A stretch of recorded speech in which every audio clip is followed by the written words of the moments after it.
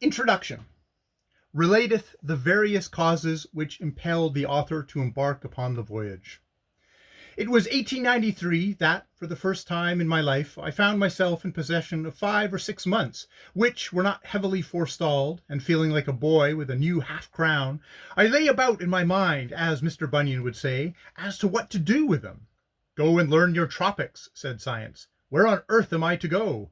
I wondered, for tropics are tropics, wherever found, and so I got down an atlas, and saw that either South America or West Africa must be my destination, for the Malayan region was too far off and too expensive. Then I got Wallace's Geographic Distribution, and after reading that master's article on the Ethiopian region, I hardened my heart and closed with West Africa. I did this the more readily because, while I knew nothing of the practical condition of it, I knew a good deal both by tradition and report of Southeast America, and remembered that yellow jack was endemic, and that a certain naturalist, my superior physically and mentally, had come very near getting starved to death in the depressing society of an expedition slowly perishing of want and miscellaneous fevers up the Parna. My ignorance regarding West Africa was soon removed, and although the vast cavity in my mind that it occupied is not even yet half filled up, there is a great deal of very curious information in its place. I use the word curious advisedly, for I think many seemed to translate my request for practical hints and advice into an advertisement that rubbish may be shot here. This same information is in a state of great confusion still, although I have made heroic efforts to codify it. I find, however, that it can be almost as got in under the following different headings, namely to wit, the dangers of West Africa, the disagreeables of West Africa, the diseases of West Africa, the things you must take to West Africa, the things you might find most handy in West Africa, the worst possible things you can do in West Africa. I inquired of all my friends as a beginning what they knew of West Africa. The majority knew nothing. A percentage said, "Oh, you can't possibly go there. That's where Sierra Leone is, the white man's grave, you know." If these were pressed further, one occasionally found that they had relations who had gone out there after having been sad trials, but on consideration of their having left not only West Africa but this world, were now forgiven and forgotten. I next turned my attention to cross-examining the doctors. "Deadliest spot on the earth," they said cheerfully, and showed me maps of the geographical distribution of disease. Now, I do not say that a country looks inviting when it is colored in Scheele's green or a bilious yellow, but these colors may arise from lack of artistic gift in the cartographer. There's no mistaking what he means by black, however, and black you'll find they color West Africa from above Sierra Leone to below the Congo. "I wouldn't go in there if I were you," said my medical friends.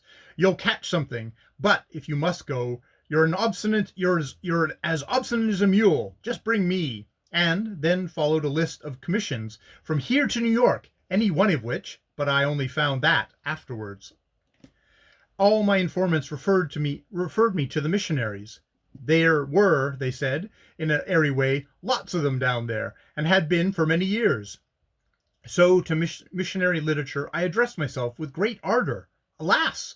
Only to find that these good people wrote the reports not to tell you how the country they resided in was, but how it was getting on towards being what it ought to be, and how necessary it was that the readers should subscribe more freely, and not get any foolishness into their heads about obtaining an inadequate supply of souls for their own money.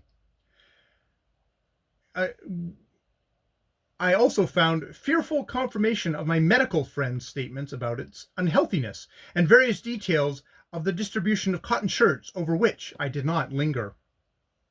From the missionaries it was, however, that I got my first idea about the social conditions of West Africa. I gathered that there existed there, firstly, the native human beings, the raw material, as it were, and that these were led either to a good or bad respectively by the missionary and the trader. There were also the government representatives, whose chief business it was to strengthen and consolidate the missionaries' work, a function they carried on, but indifferently well.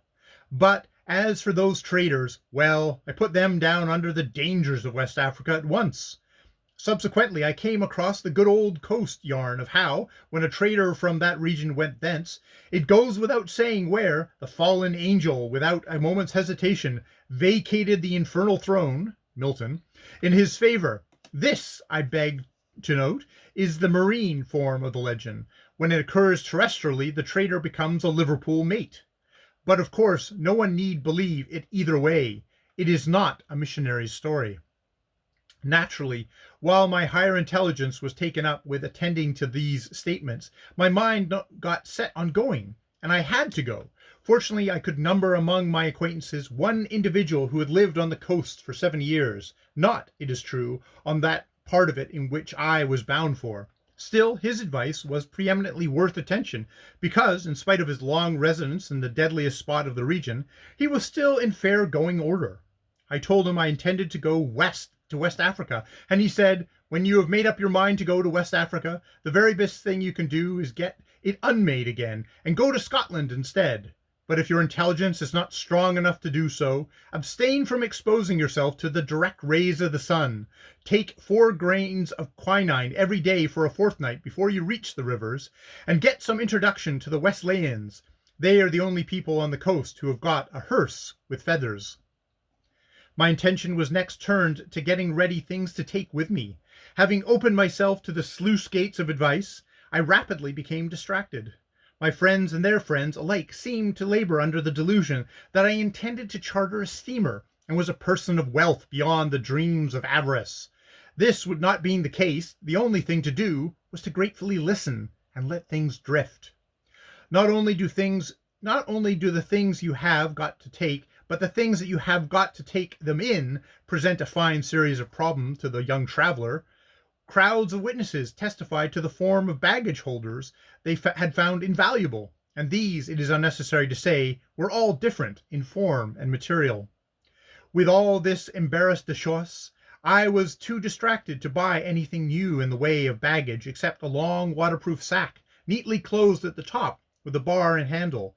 Into this I put blankets, boots, and books. In fact, anything that would not go into my portmanteau or black bag.